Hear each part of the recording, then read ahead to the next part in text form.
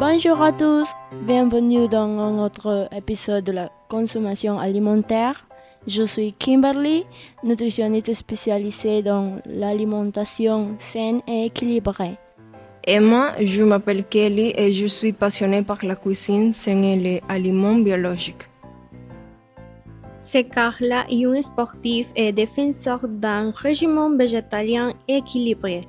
Aujourd'hui, il est 3 juillet 2024. Nous allons explorer le thème de la bonne alimentation de A à Z. C'est parti! Comment définirons-nous chacun une bonne alimentation? De mon point de vue, une bonne alimentation ne se résume pas à manger sainement, mais aussi à savourer des aliments frais et naturels, de préférence biologique. C'est une combinaison de qualité et d'équilibre. Je suis d'accord. Pour moi, ça implique de nourrir son corps de complète et éthique. Dans mon monde de vie végétalien, il est essentiel de m'assurer que je reçois tous les nutriments essentiels avec produits d'origine animale. Exactement, une bonne alimentation doit être réalistique en tenant compte non seulement des nutriments que nous consommons, mais aussi de leur impact sur notre santé à long terme. Oui, l'alimentation influence grandement votre santé. Je crois que c'est pourquoi il est également très important de suivre un régime dirigé par un nutritionniste. Et que pensez-vous de l'importance de la planification d'une bonne alimentation? Pour moi, la planification est essentielle. En tant qu'athlète, j'ai besoin de m'assurer que je commande suffisamment de protéines et de calories pour être performant. Nous devons aussi faire des exercices à la maison, au gymnase ou par planifier mes repas à l'avance afin de rester en forme optimale.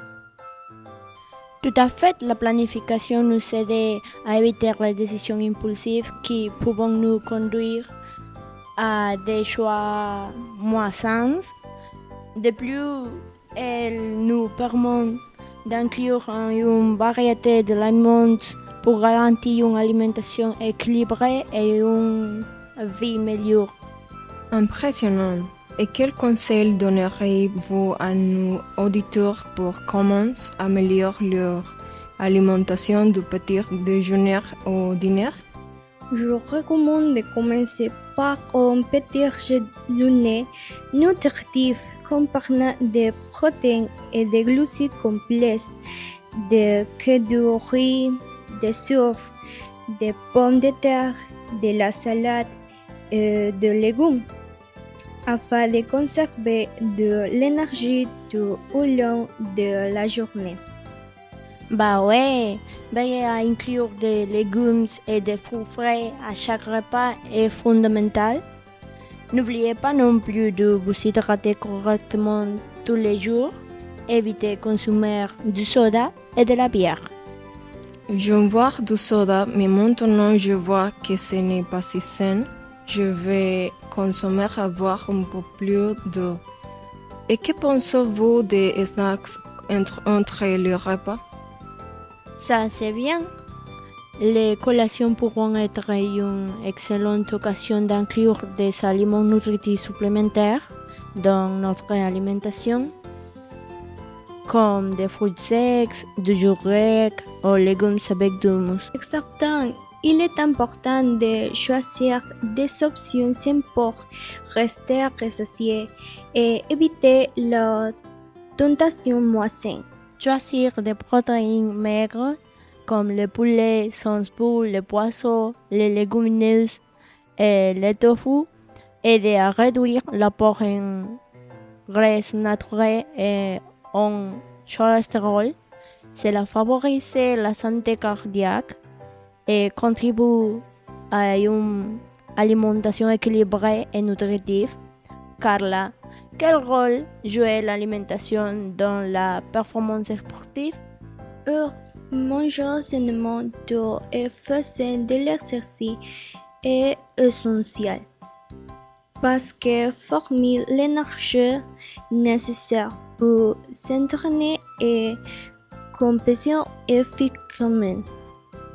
De plus, une bonne hydratation et les choix d'aliments favorisant la récupération musculaire sont essentiels pour maintenir une performance optimale et prévenir les blessures.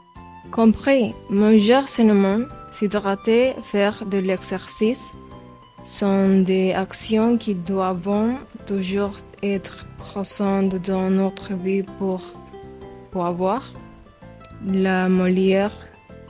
l'améliorer et en profiter. Ah bon? On dirait qu'on a abordé de nombreux aspects importants de la bonne alimentation. Avant de conclure, y a-t-il un dernier conseil pour nos auditeurs? Je recommande d'expérimenter de nouvelles recettes et saveurs pour garder l'alimentation passionnante et variée. Et n'oubliez pas qu'une bonne alimentation est un voyage continu. De petits changements peuvent faire une grande différence à long terme sur notre santé et notre bien-être. Absolument, la cohérence et l'équilibre sont essentiels. Bon, c'est tout pour aujourd'hui.